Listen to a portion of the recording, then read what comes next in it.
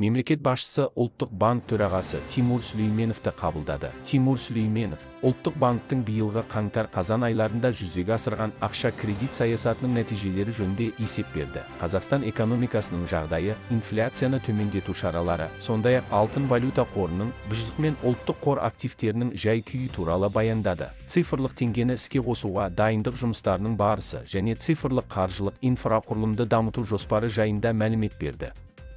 Экономиканы кредиттеу ісін ынталандыру үшін тиісті шаралар әзірлеуге қатысты мемлекет басшысының Қазақстан халқына жолдауында айтылған тапсырмаларының орындалу барысы туралы ақпарат берді. Ұлттық валютамыз теңгенің 30 жылдығын атап өтуге дайындық жұмыстары жөнінде айтты.